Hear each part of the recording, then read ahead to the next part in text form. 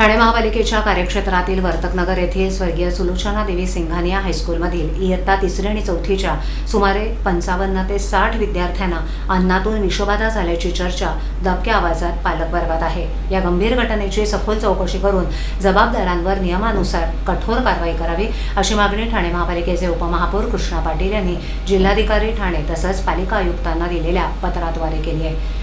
कृष्णा पाटील यांनी दिलेल्या पत्रानुसार संबंधित विद्यार्थ्यांना 1 आणि 2 जुलै रोजी मुंबईतील लोअर परेल इथे आयोजित विज्ञान विषयक कार्यक्रमासाठी शाळेतर्फे नेण्यात आलं होतं। या प्रवासादरम्यान शाळा प्रशासनानं उपलब्ध करून दिलेल्या ट्रॅव्हल्सच्या माध्यमातून विद्यार्थ्यांचा प्रवास झाला। त्यांच्याकडूनच विद्यार्थ्यांना अल्पोपहार आणि भोजनाची व्यवस्था करण्यात आलेली होती। त्यानंतर सुमारे 55 ते 60 विद्यार्थ्यांना विषबाधा झाल्याची माहिती समोर आली असून अनेक विद्यार्थ्यांना उलट्या, जुलाब इत्यादी त्रासामुळे ठाण्यातील ज्युपिटरसह इतर रुग्णालयांमध्ये उपचारार्थ दाखल करावं लागल्याचं पत्रात नमूद करण्यात आलंय।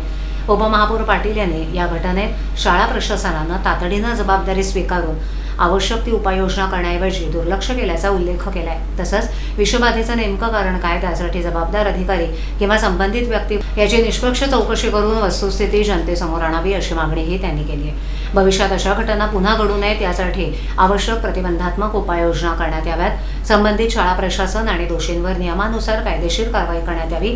तसंच आवश्यक असल्यास पोलिसात गुन्हा दाखल करण्याबाबत संबंधित अधिकाऱ्यांना निर्देश द्यावेत अशी विनंतीही त्यांनी पत्राद्वारे केली आहे। ही बाब अत्यंत गंभीर स्वरूपाची असल्यानं प्रशासनानं तातडीनं लक्ष घालून निष्पक्ष चौकशी करावी अशी भूमिका उपमहापौर कृष्णा पाटील यांनी मांडली आहे।